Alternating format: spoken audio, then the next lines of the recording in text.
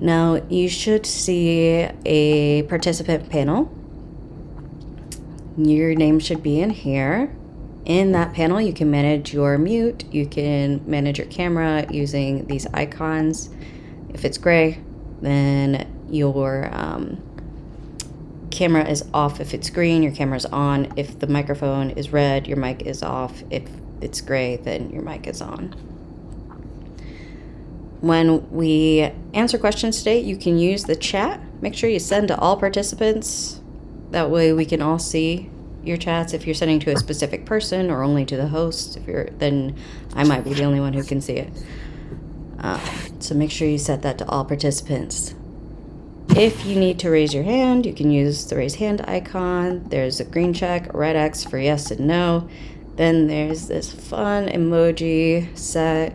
You can put up a smiley face, hand clappies, and there's also a coffee cup.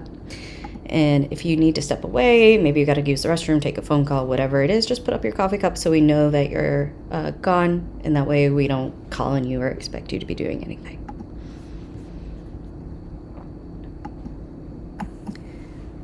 We're going to ask you to interact within WebEx sometime, so it's important to know how to type in WebEx. So in order to do that, there should be a toolbar at the top of WebEx where it says File, Edit, Share, View, and so on. I want you to click on Edit. You will click on Font, and then you click your font size. I usually go for 24 or 36. I use a Mac, and once I select my font, I can also change the color in this toolbar that's up here. So I can change my color in the little color block, and I can write whatever I want to write, and then I have to click away for it to show up. So we're going to do a little practicing on our own.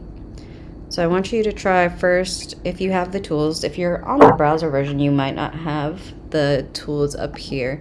So just a heads up. But if you have them, I want you to take out your pointer, put it on the page.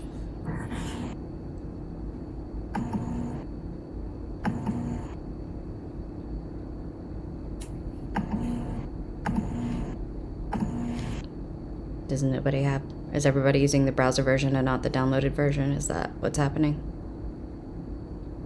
I was able to do it from the browser version. Cool. I think. That's Well, actually, Is my pointer on the screen? Nope. It should actually, be switching to Tim's my is. download version, actually.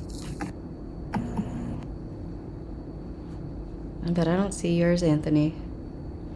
The little pointer with my name on it? Nope.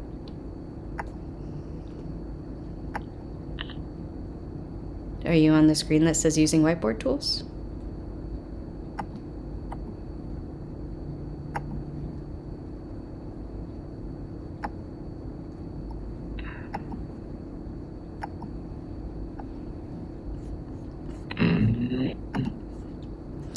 Let's see.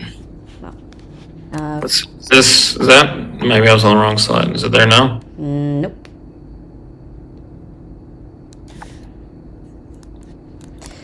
All right. Well, I'm going to type on the page. Anybody else who wants to is welcome to type. They're welcome to draw, make lines. You can make lines, you can make boxes, you can do freehand drawing, and then to erase it, there's an eraser here. And if you click that, you can get rid of your pointer. Very nice, Don. Do you see my pointer on there now, or no? Still no, I don't know what you're doing.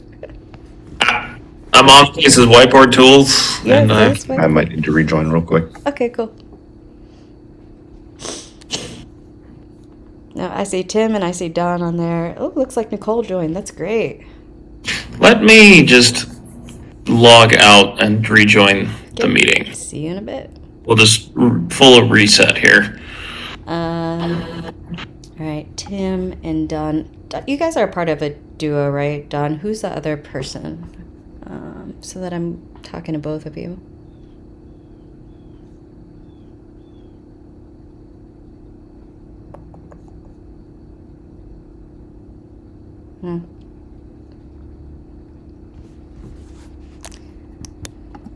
For those of Okay. you who found your So- tools, do you want to try typing something? And do you see me now, I Michelle? do, yes. All right. I think we just needed a reset. That was all. Okay. Chris Carter's here with you. Okay, cool. All right. So, our happy duo down in Chris. Perfect. Thank you. I appreciate that. There we go. We got a good morning from Jeff. If your color is a strange color like yellow, you might want to change it. Just because it might be hard to see.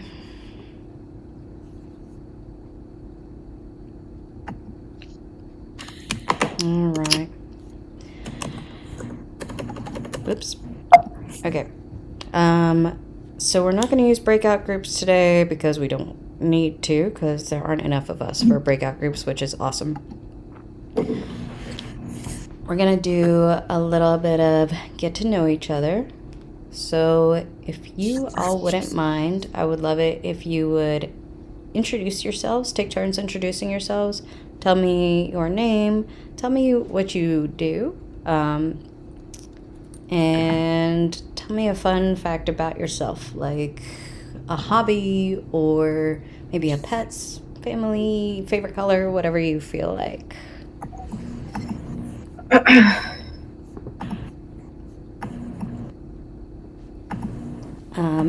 Anthony and Jeff, would you guys mind helping them figure out who's talking when and make the get to know each other happen? I'm going to help Nicole with her audio. All right. Well, I'll start just to kind of let you all know who I am. My name's Anthony Horger. I'm also here. I'm a Bio Network. I've been doing this training for 2.5 years. I originally started out as a pastry chef, so I ended up doing a lot of baking and then ended up transferring over into the brewing industry and worked in a large manufacturing facilities for Budweiser. I ended up doing a lot of these trainings and actually sitting in on them. And I found that they were kind of a little bit painful to kind of get through. And so when the opportunity came to actually get involved with actually helping facilitate these and make them a little bit more attainable and feel a little bit more useful, it was a really fun move for me, and I really enjoyed it. So I'm really looking forward to kind of helping move everyone else here along through this process. And it'll be an interesting couple of days that we have here. Jeff?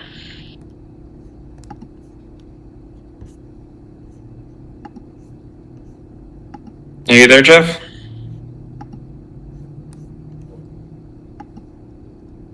Sorry about that. No, it's all right. My name is Jeff Rickert, and I have worked with BioNetwork for nearly 2 years now. Before that, I was a head brewer at a small brewery. I've worked in food industry as well and in a lab environment. So I've got a variety of types of facilities that I've had experience with.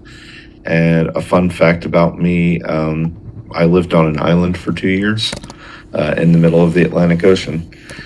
Let's go ahead and have Donald go next. All right, can you hear me?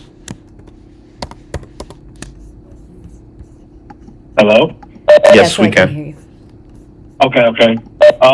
I'm Don Barnes, General Manager here at Krispy Kreme Monroe. I'm a Marine vet, and a fun fact about me, I have 5 daughters. Oh, wow.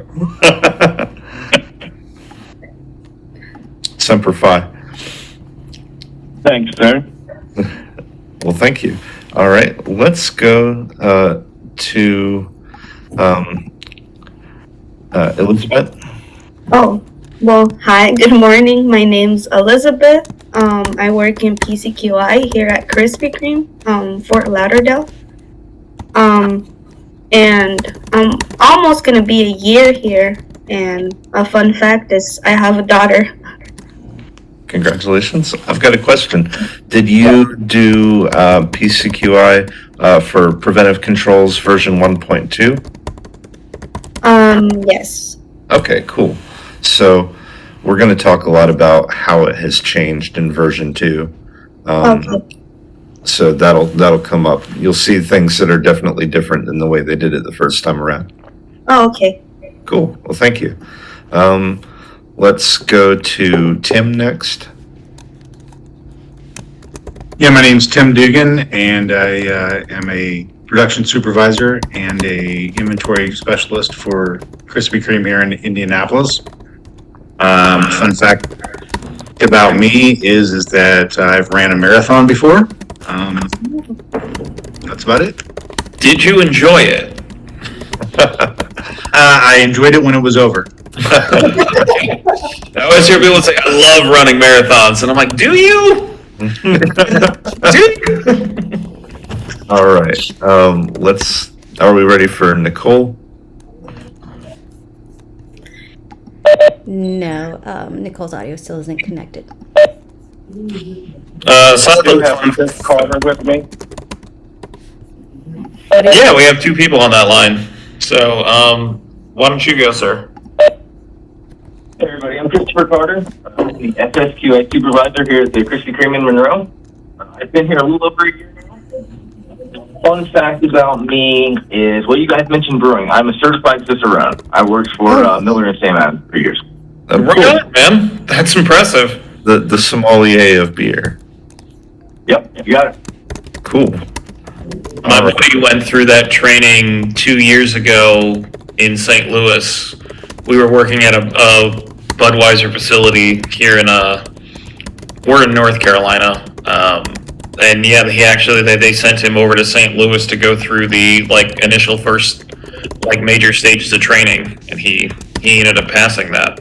Because isn't there certain levels to that Cicerone? There's 2 or 3 different levels of that. I have the very bottom level.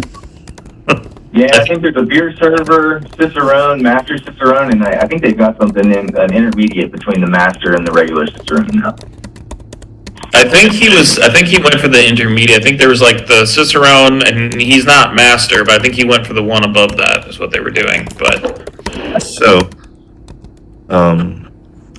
we've got this let's get to know each other slide, and it's kind of silly, but sort of depicting this deer hiding among these bushes that have these grapevines, and you see there are these 3 figures with bows and arrows. So the point of this exercise is just to help everybody warm up, get used to talking, because we're going to be doing a lot of it over the course of class. So if anybody wants to take a stab at what they think, this picture represents a fable.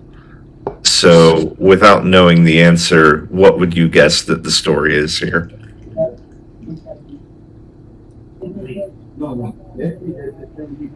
And anybody can jump in. Don't make me do it, because it's all going to be Dungeons and Dragons themed.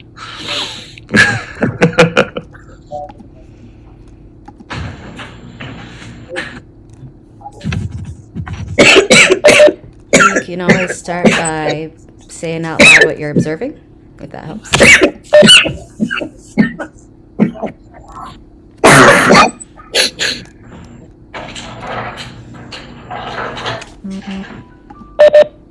Yay, Nicole, it looks like your audio is connected. To connect your camera, you're going to hover over your name, and then you should see a little camera pop up, near your name, where you see the other cameras lined up.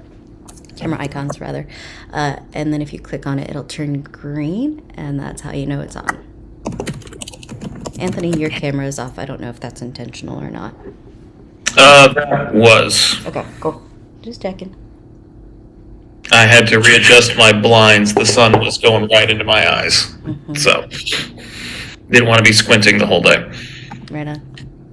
All right, and I'm back. Sweet. You've got your camera on, Nicole. Looks good. I'm so glad that worked out. Okay. So, as Jeff said, the goal is to get us talking and to get you used to using your mute and unmute and to get you guys used to working together. So what we want you to do is to look at the picture. I can get us started. We've got a deer hiding behind some grapevines. We've got some hunters. What do you think is happening in this story? You can make up literally whatever you want. Maybe imagine you're telling your kids a story. What would you tell them? And feel free to use the chat if you just want. It's easier to just kind of type out ideas that you're putting in.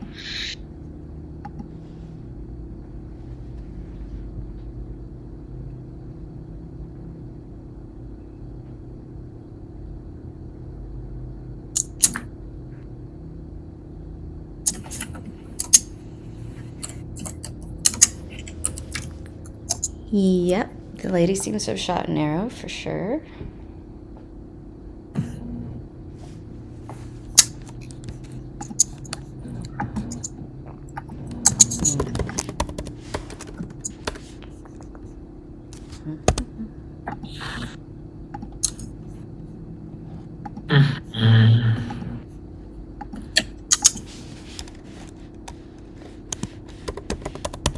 So we've got 3 hunters, a lady has shot an arrow.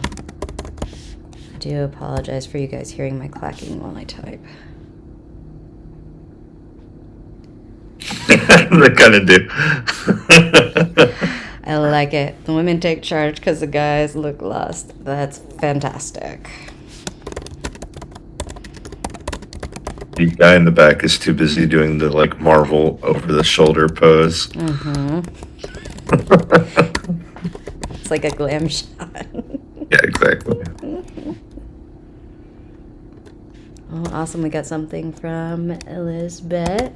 Elizabeth, you're sending just to me. So if you I was select, about to say, I'm not seeing any of this. so if you select in the chat, send to all participants, then everyone's going to see what you write.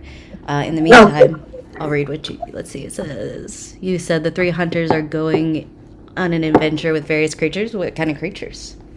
I don't know whatever type of creatures. As long as it's not a Wendigo. Those things terrify me.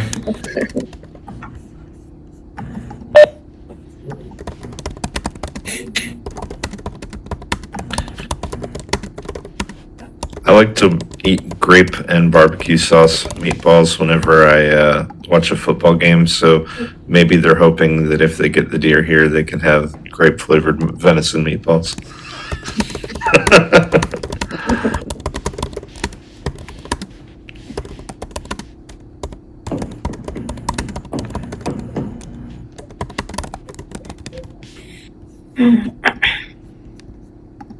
I absolutely love that. Put it over here. They got a magic crock pot at home.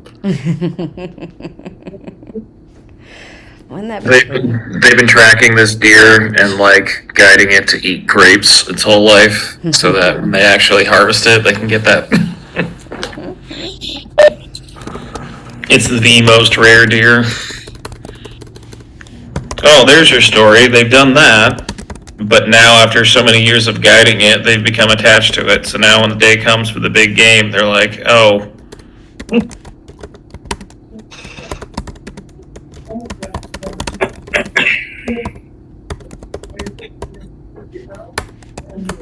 Anybody else?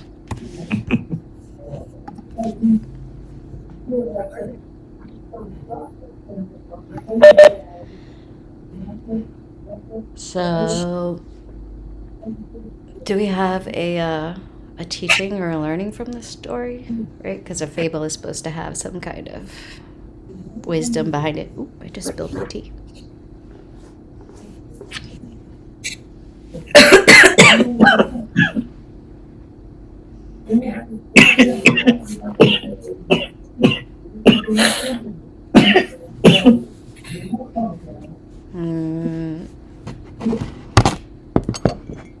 Maybe trust the women to lead you to your grape flavored venison meatballs? I always do. Cool. I know it can be a little bit overwhelming to speak out loud or to type in chat. And I know that for some people, making up a story can be a little bit like iffy. But I want to thank you for, getting a start to it. When we are doing the exercises, you will have to participate and talk. It's a requirement from the FSPCA. I do apologize if that's uncomfortable for you. If it is, you can talk to me about it and we'll try and work something out. But I just wanted to put that out there. The next piece, Google Classroom. I think most of you have joined already. Let me check again, see who's missing from the Google Classroom. I've got Dawn, Tim, Elizabeth, and Nicole. I might be missing from it. I think we might be missing Chris. But if you're sharing with Dawn, and you guys can work together in the Google Classroom. But otherwise, if you want to join from, a different computer or your phone or whatever it is that you're using, I'm going to put the link in the chat.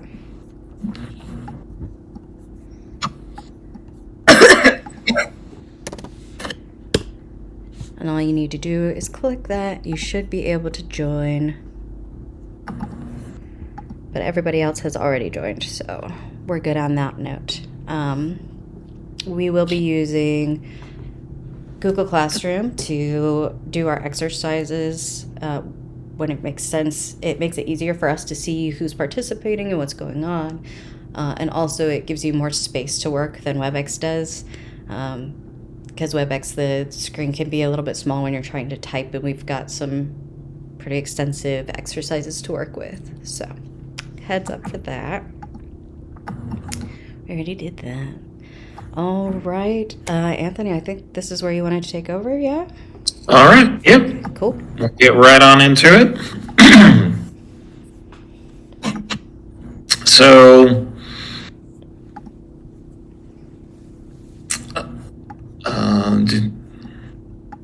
let us get into... Oh, here, let me give you the ball. I forgot. Gotcha. It's my bad. That's all right. All right, you should be good.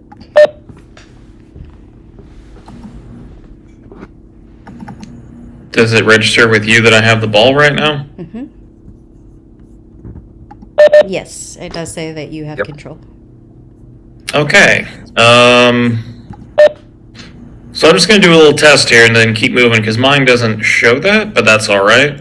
Does everybody see the slide Food Safety Preventative Controls Alliance? Yes. Okay. And if I move it forward here, did we move ahead on the slide? Did we just move forward? Is it moving ahead? It did not move ahead for me. Okay. Let Can you try me giving me the ball again, maybe? Yeah, I'm going to take it back and I'll give it to you again. Because it didn't register. And also, nothing was showing up in the chat during that last exercise for me. You might have some WebEx gremlins. You might want to leave and rejoin again. Well, okay, I will leave and rejoin. And if you maybe just want to start telling them what the FSPCA is, I'll take over 2 slides in, and we can kind of keep rolling. Yeah, sounds good. Cool. All right. Sorry about that. Cool. It happens. WebEx is never friendly, but it's what we're stuck with. Okay, so the preventive controls, the FSPCA, is the organization that has created these course materials. They work with the FDA in order to put out your education for things like your preventive controls for qualified individual certificate. They also have other trainings available, like foreign supplier verification, a whole host of things if you're ever curious to check out what they've got, and if you want any other certificates in your life or you need any other certificates in your life. The training is standardized by them, so wherever you get this training, it looks the same. In terms of the content, we've zhuzhed it up a little bit with some images and colors.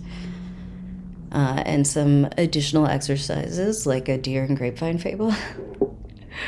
The goal for the FSPCA is to be a source for you. So they have, you can contact them, ask them questions about the regulation and interpretations. They also deal with the preventive controls for animal food regulations if you need that. They're really trying to tap into small and medium businesses in order to make sure that the people who maybe don't know as much about the regulations or the people who need help get a little extra help in growing and being able to follow these. Now, we are all lead instructors. We are not employed by the FSPCA. We don't represent the FSPCA, but we are certified by them to teach the course. So they're not legally liable for anything that's said or any advice that's given within this course over the next 3 days. Once we finish the course, you're going to be a PCQI. There are other ways to become a PCQI. You can submit to the FDA that you have the job experience to be a PCQI. So you understand the regulations, you've been in industry for long enough that you understand the job role of a preventive controls qualified individual, aka PCQI. Side note, I know we use a lot of acronyms. If I am ever saying something and you are like, what is that? Please ask and I will explain. And if you write a question in the chat, Jeff and I can try to answer that as well for you guys. Anthony, are you ready to give it a shot? Yeah, let's throw the ball back so we can see if I'm, and if not, I'll just tell you to advance the slides and then we'll just keep rolling. Perfect. All right, I'm changing to you now. All right. So, just to do a quick little test, I'm going to back up one slide. Did we go backwards for everybody? All right. Cool. And thank you, Michelle, for that quick little introduction to keep us all rolling here. So, our course format here, a big part of what this class is kind of a mock food safety team process that we're rolling through. All of you guys will, if we had a larger class, we would break up into separate groups.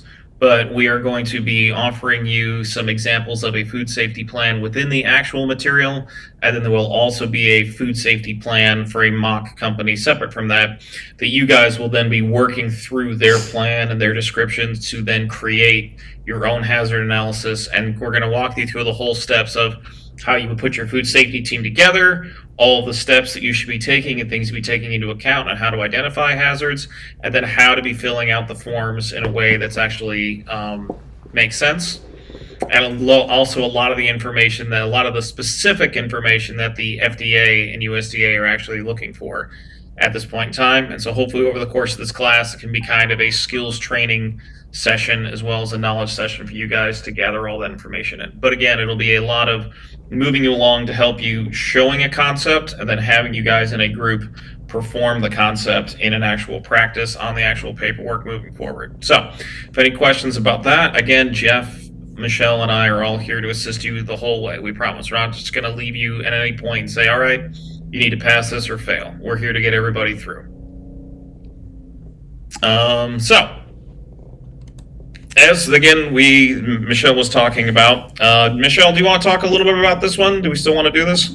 Yeah, I mean, the questions are in there. So we're going to be asking you questions intermittently throughout the presentation. The goal is to keep you engaged, to keep the conversation flowing.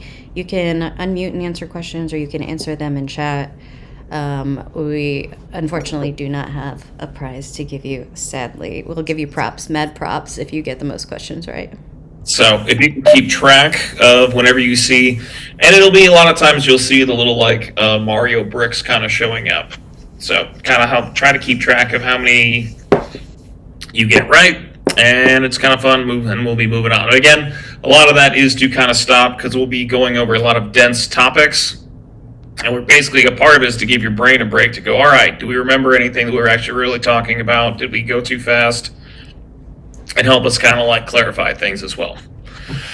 So within the course materials, this is our FSPCA manual. Normally this is a very large book. You guys should have access to this through the Google Classroom.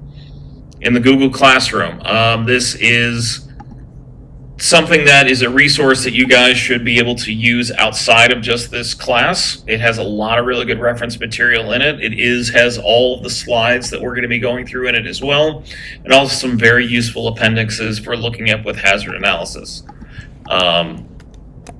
And also the exercise workbook. This is the workbook that we will be working through, again, within the Google Classroom, where we will be working on our assignments. When we talk about, I would say we would be doing a concept, and then would we be putting that concept into practice towards the end of the chapter. This will be a little bit more prevalent in the next 2 days. Today will be a little bit more discussion and information based. So just again, can we get some check marks? Does everybody have access to their Google Classroom and again, if we get to a point where we're feeling like we have these materials available to them? All right, cool. And again, we're online classroom here. We know we got We're here to assist everybody through the process as needed. So these are in the actual, so these are the appendices themselves that are in the actual FSPCA participant manual. They go over sections where, now a big one that's really want to point out is that the Appendix 2 has, we're going to be going through a lot of forms. You have access to blank forms within the food safety plan worksheets. So those are available to you after the class is done if you wanted to take those and reuse those for yourself. But there's a lot of information, again, with our foodborne pathogen supplements. Food safety plan for the EG Food Company is going to be kind of a base plan that the program made to kind of give you examples of like how they're going through all the steps. And it goes on through, and again, all these when we talk about, there'll be some differences when we talk about some other hazard guides, but a lot of the appendices that we reference will be in reference to these appendices in that participation manual. There's a lot of really good information here, though, and there's a lot of good information to be had in these to take with you and use outside, not just through getting through this course. Hopefully we can show you kind of ways that, like, when you're in your day-to-day basis and building your food safety plans, you can go back to this manual and find information and reference to help you actually in your day-to-day work life, not just to get through this course. So, kind of example, like what we really need out of everybody is that when we say mark up your manual, this would be more if you were in person, but please take notes as you can. Again, ask us any questions. When we say share examples with others, none of us here have actually worked in a donut company before.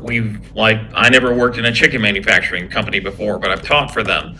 We get a lot of stories and a lot of information. If there's any relevant stories or any questions about your actual business, please feel free to share them. It kind of helps us kind of learn a little bit more on what we can help guide and some of like kind of tailor make this class towards you guys. And again, if you have any main questions about anything, please don't hesitate to ask us because we can move kind of quick.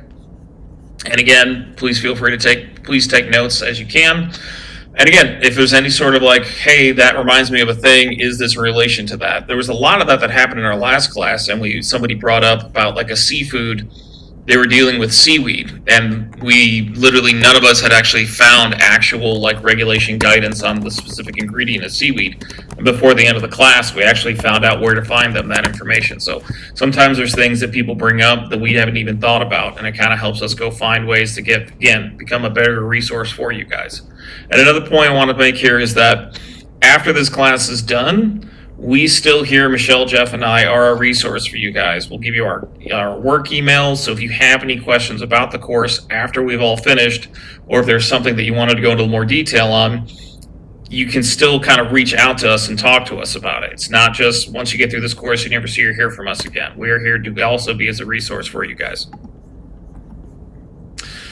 And then here we have, again, if you have any information, here's a contact slide. You'll have access to this slide and this QR code if you need it. The FSPCA can be tricky, so also I'll be honest that if you have trouble navigating the FSPCA website, you can also feel free to reach out to myself. I've had to deal with them in kind of like sorting a lot of things out. A lot of it's due to the fact that they're updating a lot of things to version 2.0 that we have here now. But getting more into that, so true or false,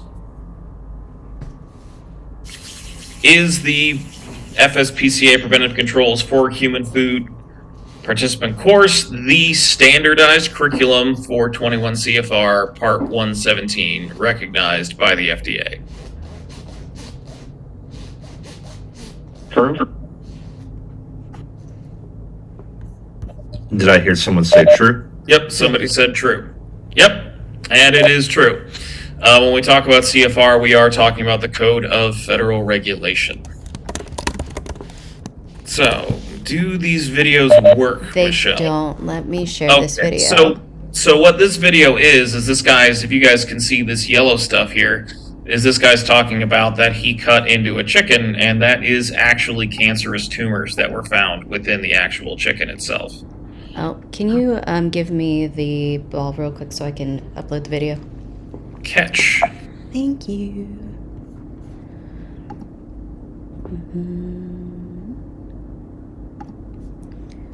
All right.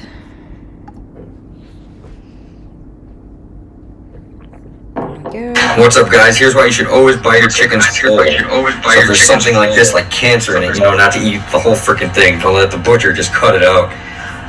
Yeah, I'm not gonna say what grocery store I got this from because I don't think it's their fault.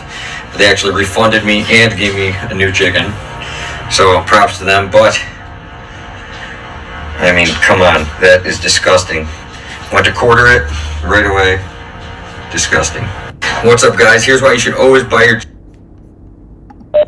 All right, that's fun. I'll give you the ball back. Oh wait, that's... Is it you or is it Jeff? I'll be doing chapter 2. Okay, cool. Thank you. Anthony, back to you. Assistance on the beginning there. So now that we're kind of a little aware of kind of the FSPCA, we're going to be getting into just some basic introductions into kind of the origins of a lot of this and getting into what is our food safety plan, what we're going to be talking about a lot when we talk about our food safety plans. So big thing about this chapter here is kind of talking about just a lot about detail about why this material has kind of become necessary, a little bit of the origins and history of food safety plans coming into effect in the United States, and then also getting into the sense that by the end of this class, this is a certification. This is a certificate class for becoming a PCQI. What exactly does it mean to be a PCQI? So, we actually have a couple of different stories that will come up from time to time about Peanut Corporation of America. So I'm not going to go into the hugest detail about them, but this was back in 2008-09. Real quick, does anybody heard about Peanut Corporation of America? Maybe give me a check mark or whatnot.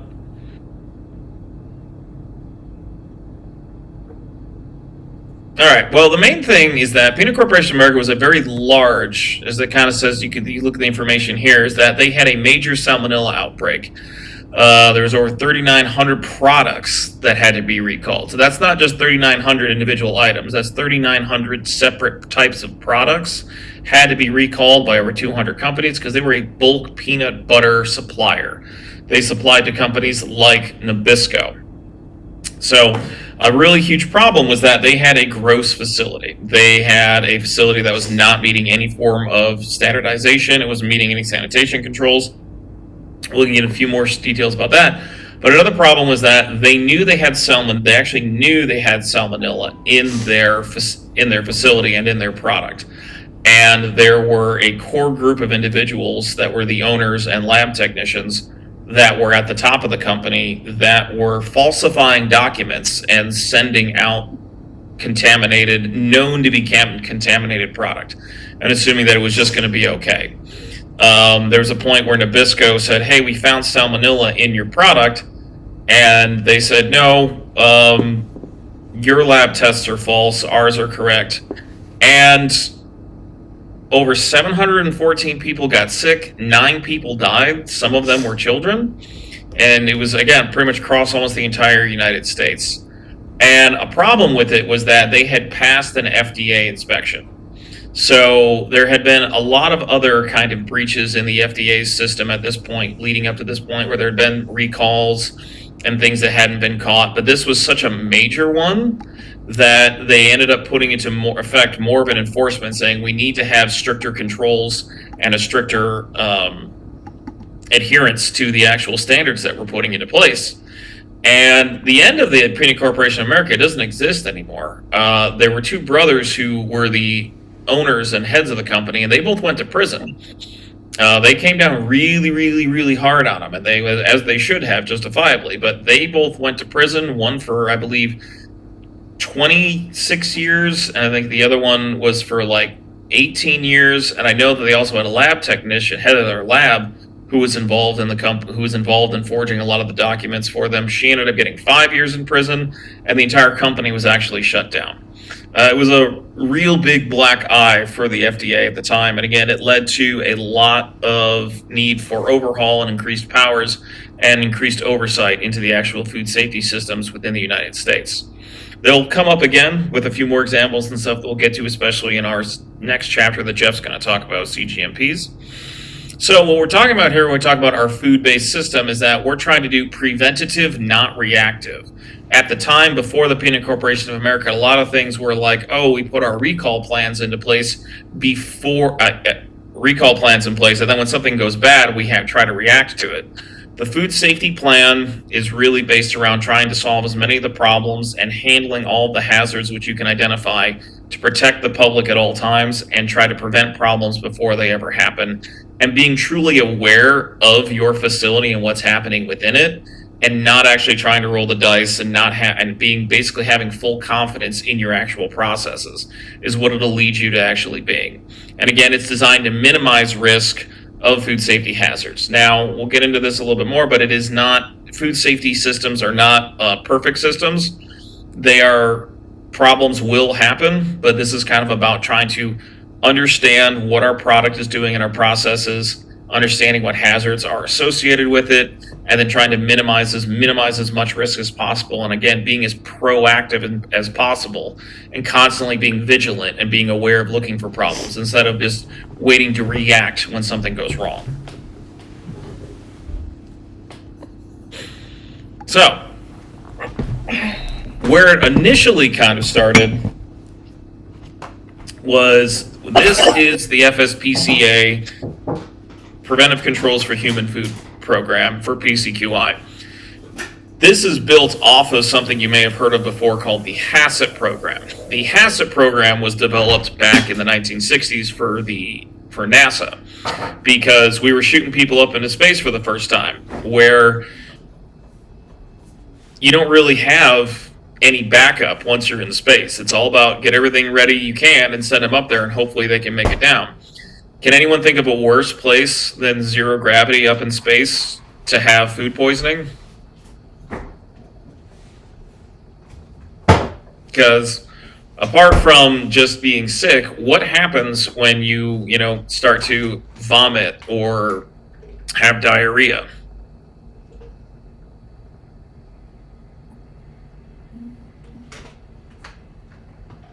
There's another cause that can kind of happen when you're having these problems, when you're kind of really having a foodborne illness.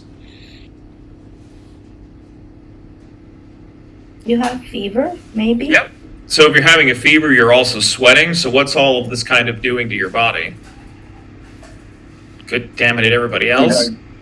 Dehydrated. Yeah, dehydrated. How much water is in space that we can use? Not on little ice crystals we find on other planets, which is a whole cool concept they've been finding more about.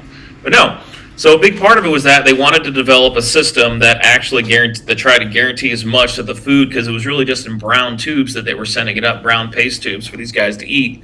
They want to make sure nobody could get sick in space. But they're like, we're rocket scientists. We're figuring out the math on how to get them up and get them down. So they actually went to Pillsbury, and they actually contracted with Pillsbury, who knew how to develop, who was making food. They're like, how are you making your food product safe? And Pillsbury actually started developing the actual first HACCP plan.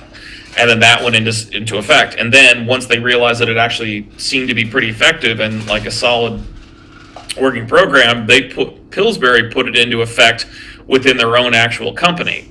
Now, it took a while, but then there ended up being there was a Codex Alimentarius, which was an organization with then also kind of eventually, and also another company, NACMCF, which then kind of over the years of developing HACCP kind of broke it down into actual firm concepts.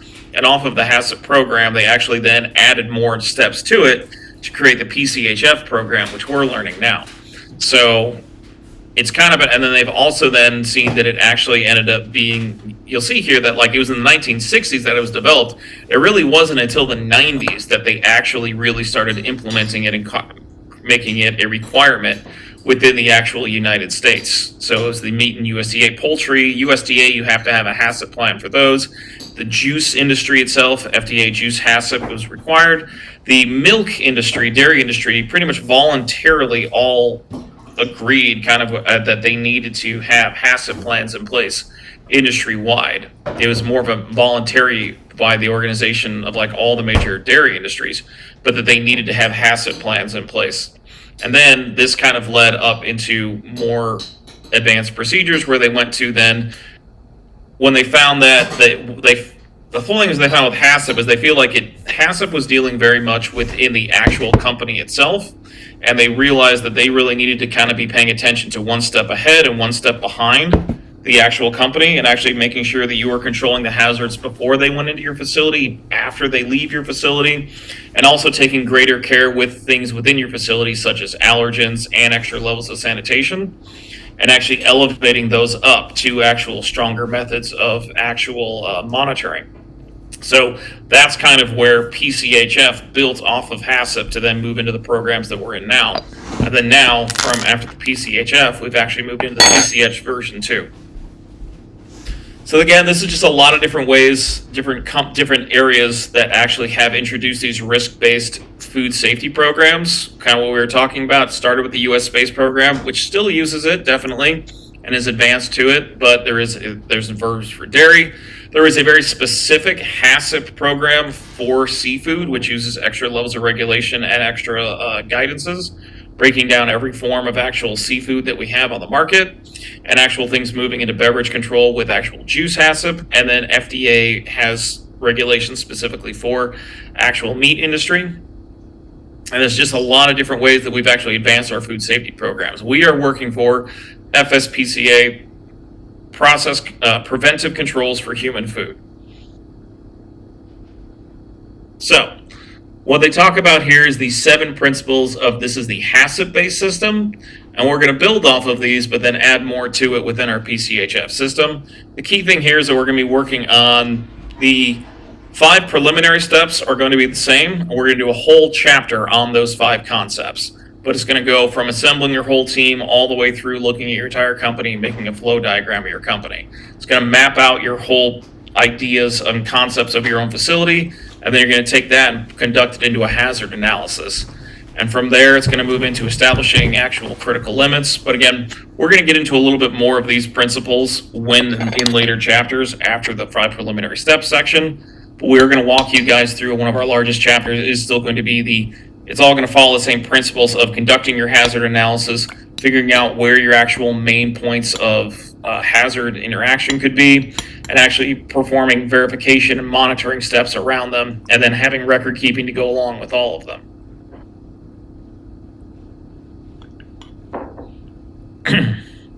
Is anyone here, actually I forgot to ask this one, is anyone here on a food safety team for the company or facility that they work in?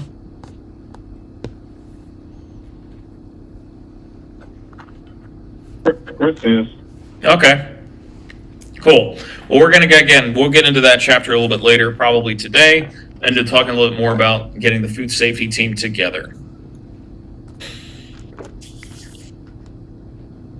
So, actually, true or false, are all food manufacturers required to have a HACCP plan? Either side, like, yeah, I think. Yes. No. So it's not required by all food manufacturers. Where HACCP plan is specifically is required is going to be depending on kind of the industry that you're working in and the product that you're manufacturing. And the FDA is looking kind of for so, but they are always they're not always enforced, but they are always going to be a best practice.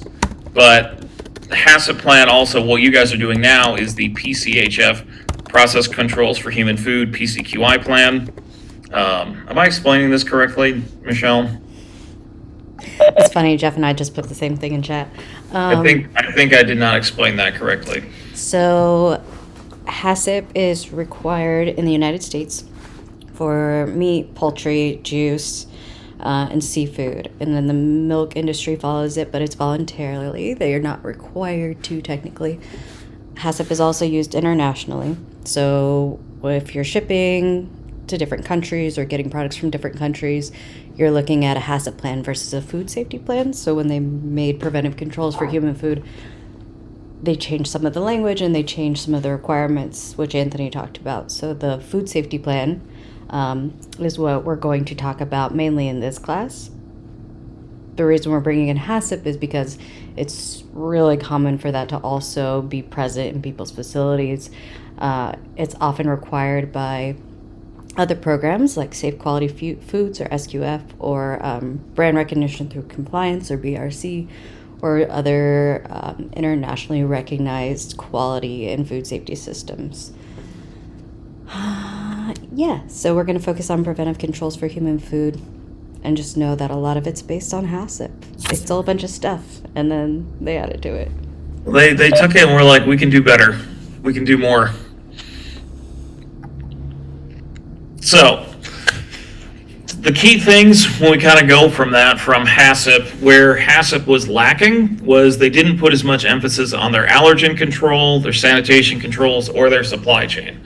And this is kind of some of the key things that really are some of the very key points to where PCHF elevates these concepts and the attentions that they want you to be paying attention to, and record keeping and monitoring within your own facilities.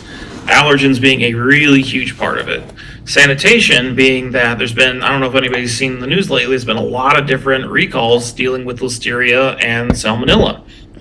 And this is where sanitation is the biggest way that you can fight against and control these bacterial organisms within your facility. We got a chapter coming up on biological hazards, so I won't deep dive into Listeria and Salmonella so much right now. But there are times where in HACCP it would have said that we performed a cleaning and then we didn't have to do as much record keeping around it. But the PCHF is saying that we really need to perform more monitoring and more tests and verification processes around these. And supply chain, which would be on the third day, we're going to get into on that one, really dealing with kind of understanding what products are you bringing into your facility to make your own? Where did they come from? Are they being handled? Like, what suppliers are you using? Are they following federal guidances and federal laws, even if they are international? And when you're shipping your product out, if it has the possibility of risk, especially if it might need to be refrigerated, if it's a spoilage item, that it's actually being controlled after it leaves your facility as well. So very key things that they really wanted to help, like really assist, and they really wanted to elevate those concepts up, which really separates, again, the PCHF from HACCP itself. So when we get into Food Safety Modernization Act, this was the reaction to the Peanut Corporation of America massive outbreak, was that the Food Safety Modernization Act, the FSMA, was signed into law, and it gave the FDA greater powers and also created the need for the creation of the PCHF program that we have here. And so there were a lot of basic foundational rules that they had here. The key one we're going to be talking about here is preventive controls for human food. You'll notice here that it says preventive controls for animal food. This is not just dealing with dog and cat food. The preventive controls for animal food is its own separate program, which follows all these concepts, but actually has even more in-depth aspects to it, because it deals with animal feed. And animal feed is the start of our food chain. So we want to make sure that before we ever are harvesting animals for slaughter, that the actual food going into them, we're not actually contaminating our food chain at the beginning of the source of that. But that's why it's also considered, due to its extra need for attention, in a whole separate program to itself. Again, we'll see here they're going things where they want to say their foreign supplier verification programs was another big one, because we get a lot of, not everything is made in the United States to make the products that we want to be making. So we got to make sure, and not everybody has the same regulations with their agriculture or their cattle or animals as we do when we're getting food in. So we have to make sure that if we are getting it from another country, that they are still meeting our guidelines before we actually bring that food into our own country. And a big one at the bottom here is food traceability. This is one that the FDA is working hard on right now. They've been trying to build a database and a system that they want to have in place in the United States that they're calling the FTL Food Traceability List. And they are trying to, there will be an actual deadline that's supposed to be in 2028. It was initially supposed to be in January of this year that it was supposed to go into effect. But due to the fact that it was such a complicated system, they ended up pushing it back so that they didn't have people forced into non-compliance. But they're calling it farm to fork, where they're really trying to have, it's not every item in the United States, but there's a long list of specific items that they are trying to be able to create a database that they can go and check and trace the product all the way back from where it was harvested and its ingredients all the way back, all the way to the consumer. And when we talk about the consumer, we're getting to, when we say farm to fork, all the way to where somebody actually consumed it. So if somebody had an outbreak and somebody got sick, they're trying to find a means to actually easily trace that product all the way back through the system to see where the problem could have occurred at. And this is where a lot of the record keeping is going to come into place, and we'll get into lot codes. And again, we're getting into a supply chain chapter on our third day here. Any questions so far about the stuff we've been going over?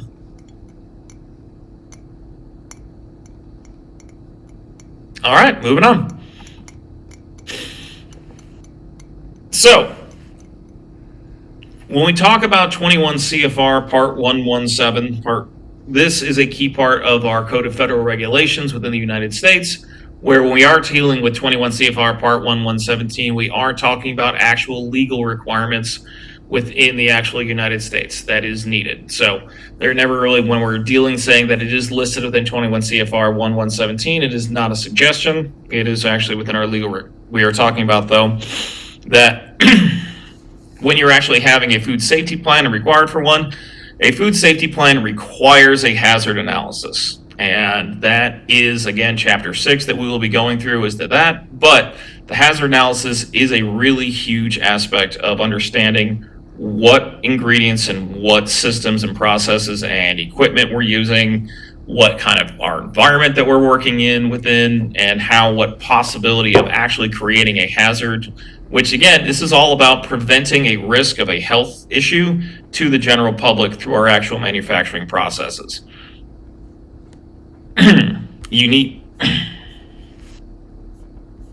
So when we talk about that there should be preventive controls, this is when there are identified hazards, management of the components within the control, and then also having a recall plan set up into place. Required oversight by a PCQI individual. So this is kind of a key thing when we were talking about what is the purpose of this class. We are here to become PCQI individuals. If you have to have a food safety plan and you performed a hazard analysis, there needs to be a PCQI individual who oversaw the actual process of the hazard analysis and the creation of the food safety plan. So that's part of the requirement, is that we have our food safety plan, we did our hazard analysis, and we created a recall plan. But was it overseen by anybody who actually is considered a PCQI? If it wasn't, then you could possibly be found out of compliance with that. So again, part of where the certification of this comes in is very important. Another thing with this certificate of this class is that this is your certificate that you guys are getting. You guys individually are becoming PCQI individuals, so that while you're here on behalf of Krispy Kreme, this is your certificate, because people move, things move in life. If you move to another company or you move to another facility with that, the PCQI goes with you. It is actually assigned to you individually for yourself.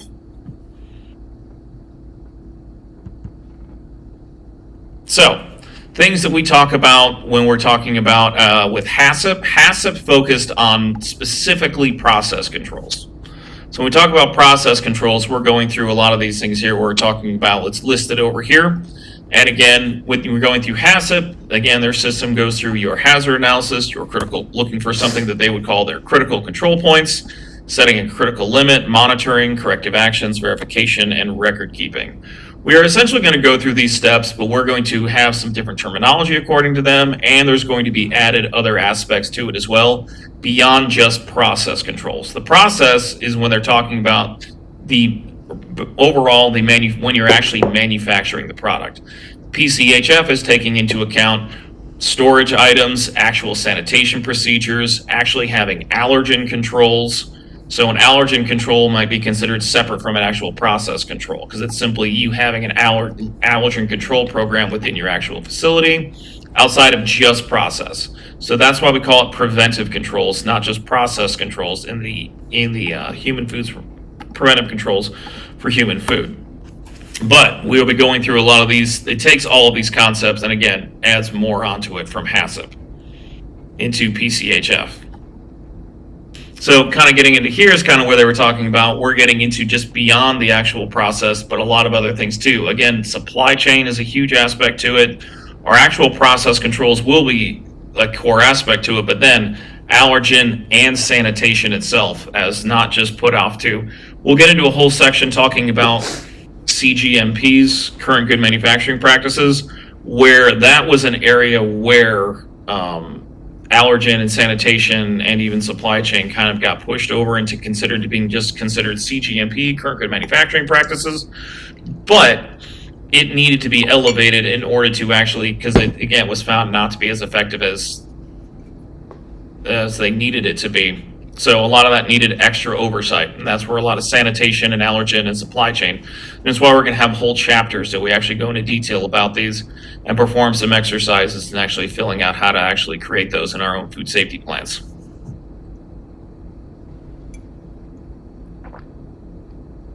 So, kind of differences, but kind of what we're going over between these two. What are some of the similarities that you guys have found? Some of the key similarity steps between HACCP and PCHF? And what are like 3 main differences that you would say between the PCHF and HACCP programs?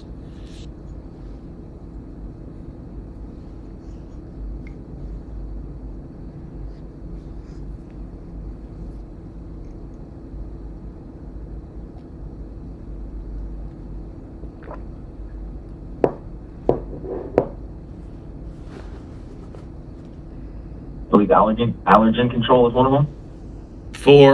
So when you say allergen control, what are we talking about? Similarity, difference? Oh, sorry, a difference. It didn't seem like the HACCP program considered that. So that is a big one. The allergen gets elevated up to a preventive control. And where I think maybe I could have worded this better, and I apologize, but where HACCP calls things points, we use the terminology preventative control in PCHF, which we're working towards. So yeah, as to what you said there, allergen is something that gets elevated up to an actual full-on preventive control. What's one thing that they both have to do that's like a core aspect to both HACCP and PCHF? Like, where do you start with these guys?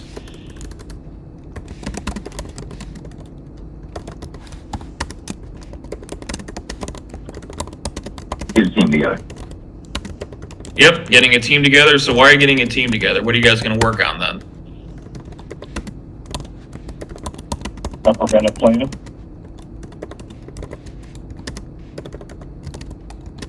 So there's a core aspect I'm looking for here. That's like one of the, I know we're kind of gotten into the steps that we're going to do a chapter on it.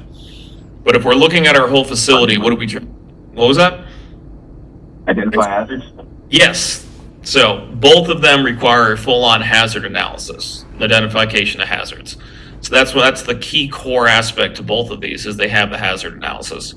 And then as you were saying that, so what are the other 2 things then? So there was allergens that PCHF elevated up to preventive control. What was the other 2 things? Sanitation. Sanitation. Yep. And supply chain. Yep, and supply chain. So they both require hazard analysis, getting the team together and kind of focusing on the monitoring and record keeping, but the PCHF elevates the sanitation, supply chain, and allergens up to full-on preventive controls. There is even more in depth into how PCHF conducts its hazard analysis, but we're going to get a whole chapter into like exactly what they're looking for in those aspects. And so again, this is kind of talking about new aspects for the food safety plan. When we talk about food safety plan, we're talking about PCHF. This is some of the similar things that they have, but newer things that they've gone into. There is going to be a lot more record keeping involved just due to the fact of the elevated systems that they're putting into place. The hazard analysis is going to not just deal with the ingredients, but it's going to deal with a whole separate aspect of receiving ingredients and the receiving like where ingredients are coming into your facility, and then also what's happening with ingredients within your facility. And it's going to be kind of two separate hazard analyses happening in tandem. And you might even have to take some of the same considerations for both. It'll be a little bit in depth, but like I said, we're going to do all of that in Chapter 6. So with HACCP, there is not a recall plan that is required, but it is required when a hazard requiring preventive control is identified. So that's kind of the reason that kind of goes into place, is that there are facilities that are fall under FDA purview, and aspects of that could be, one could simply be a distribution facility, and a distribution facility that they don't actually manufacture anything. They may not actually find a hazard that requires a preventive control within their facility, but they still performed a hazard analysis. So that is kind of where they're dealing with talking about whether or not something has a preventative control or not. It is possible to have a facility where you perform a full hazard analysis and feel and find that you don't have something that requires the elevation of a preventative control, but they're very specific. Generally speaking, when looking at any forms of actual food manufacturing, you're going to have some form of a preventative control that's going to be required within your facility due to the in-depth hazard analysis that we're going over. And you will then be required to have a recall plan. And we have a whole chapter on recall plans. That'll be on the third day. So we'll go into a little more details about those then. Any questions right now so far? Okay, moving on. So here we have our overall definition of when we talk about our food safety plan and our food safety system. And again, this one is adapted from the 21 CFR 117. So they say that specifically it is a set of written documents that is based on food safety principles, incorporates hazard analysis, preventative control, supply chain programs, and a recall plan. And it also delineates the procedures to be followed for monitoring, corrective actions, and verification. We will be having chapters to explain the differences of monitoring, corrective actions, and verification aspects to them. Thing here also is that they're saying big thing is a set of written documents. So your food safety plan is a whole collection of documents that you will be putting together as a food safety team. It needs to be something that you could print out, you could hand to somebody could look over, or you could bring up on a file and somebody could look at. Not based on, well, this is just how we overall do it, and just kind of an overall sense of like procedure that is just sort of like done verbally within a facility. It is a full written set of documents and procedures showing your understanding of safety procedures and actually taking proper precautions. The verification will be a lot of the evidence. A big part of this is that we are trying to have proof ready that we are operating a safe facility. And because the FDA comes in to inspect a facility, they are looking for evidence of non-compliance. Your food safety plan will be your case for yourself, that here is our whole case for ourselves, that we are actually within compliance of the law and not doing anything wrong, and here's all again tracking all of our systems that we're working through. Food safety plans are going to be different between facilities. They're going to look different. Not every facility is the same. Hold on a second, folks. And one more aspect to this is that we're going to show you guys a lot of examples of documents to use. These are not necessarily required in the sense that you do not have to follow these specific documents and charts in the way they are presented to you. If you find a different way of formatting them that works better for you, that's totally fine, as long as it's getting the same information across that we are using them to show you how to get that information across. Because some people it can be a different format. And it's also going to be a living document that you are going to go back and reanalyze and rework and have different versions of. So things to keep in mind when it goes through those things.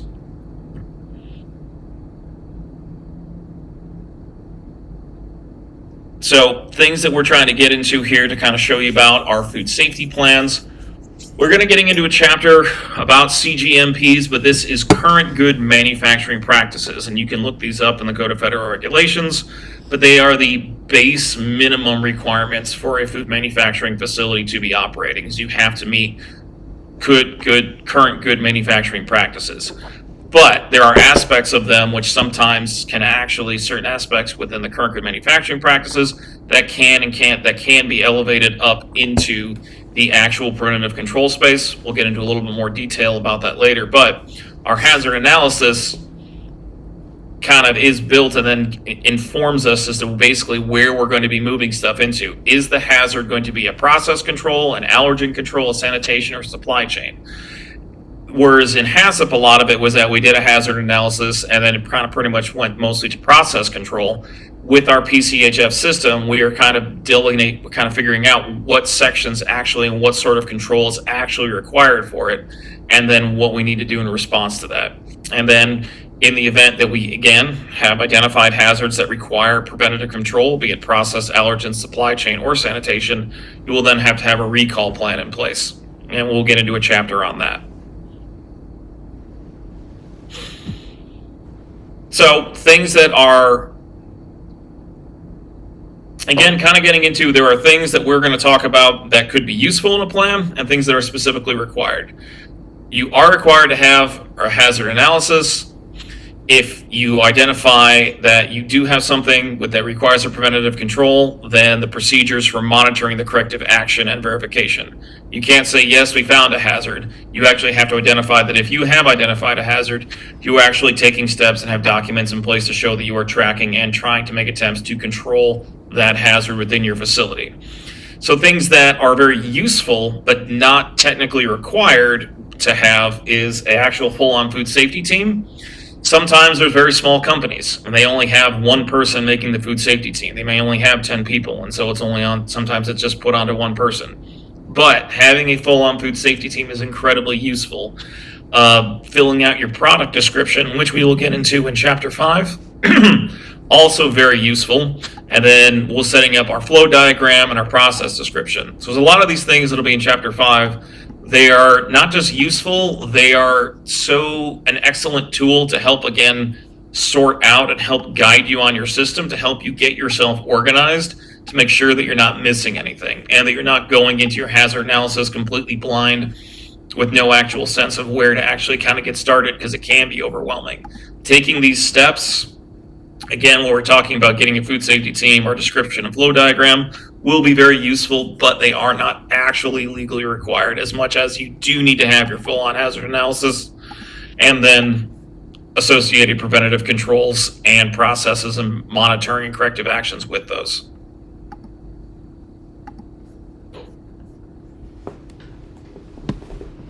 So here are some examples that we've had. This is partly why we want to be doing all this and why we want you guys in this class and what's going on, is that we don't want to be having any recalls. That's not only are recalls expensive, but recalls can kill people and people die. And they're one of the big ones going on right now. We'll talk a little bit more about some other examples. As Boar's Head had a large one. So far, 10 people died from their large recall of listeria within their facility, apart from people getting sick. When people get sick, so here's a question. Has anybody here had foodborne illness before? Has anyone ever gotten food poisoning before? I have. It was one of the worst experiences I've ever had. But sometimes when you get sick, you don't necessarily die, but you can have lifelong health consequences from it as well. And again, recalls can be very expensive for the company themselves. And so we're trying to, again, all of this is based to protect the public health. That is what all this is based around, to get ourselves into that position, to make sure that we are helping protect the public health here. Can I ask a question? Sure, please. What would be some of the consequences of, you said not death, but you could have consequences of a foodborne illness? So there's been issues with E. coli, I know I've heard of, where people had to have parts of their intestines removed.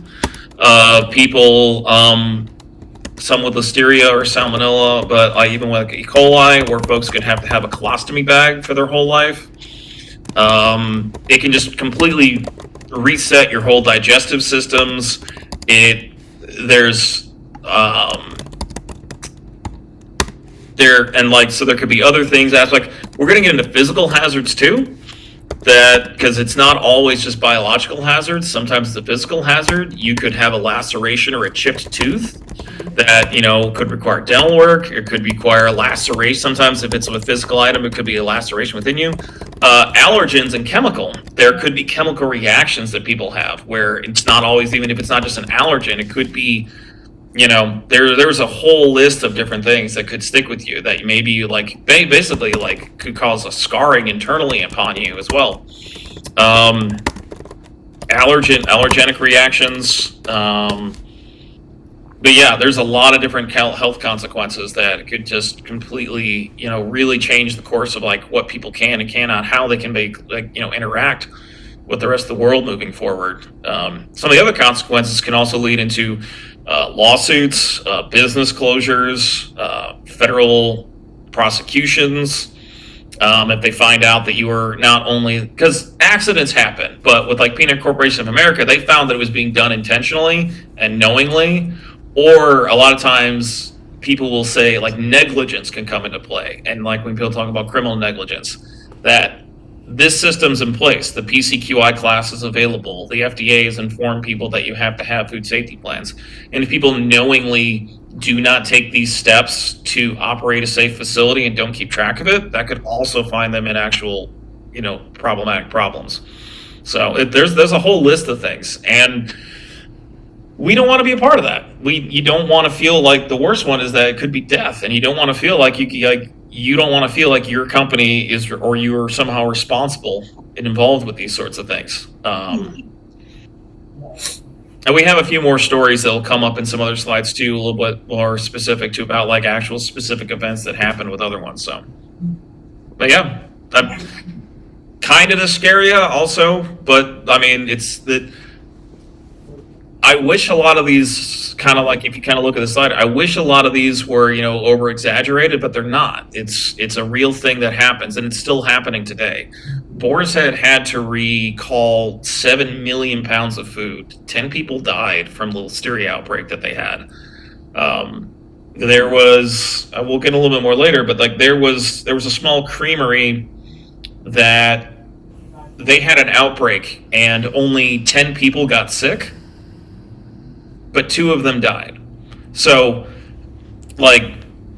every amount of control and attention to detail that we can pay attention to is worth it. And that's kind of where we are trying to really push that.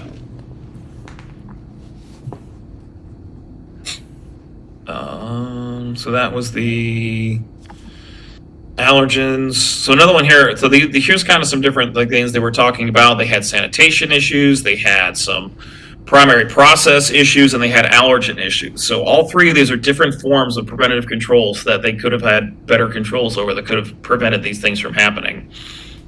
They had a supply chain problem.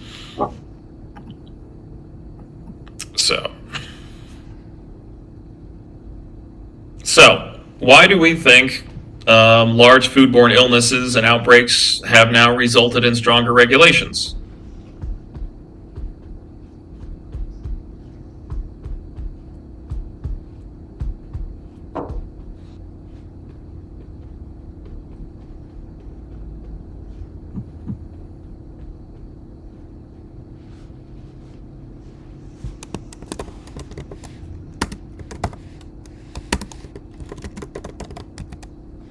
Yes, to prevent death and sickness from occurring. Yes. But yeah, there was enough stuff that people were I feel like another reason with PCA, the Peanut Corporation of America, was that they did make our FDA. It was a really bad look for our FDA. So they passed an FDA inspection, and it was when things are having recalls and things are getting through the system, we want to believe that we have a strong food system in place. And when something breaks that, it a lot of time makes us go back and rethink our systems to go, okay, what do we need to do to improve this, prevent this from happening again?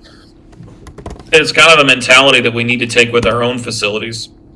When we get into corrective actions, though, is that our food safety plan is going to be a living document, something we can go back and rework and assess and actually try to improve upon. And kind of trying to put that up towards when something really breaches the system, it could cause the effect of like, we need to make sure that never happens again, and then we need to enforce it upon everybody.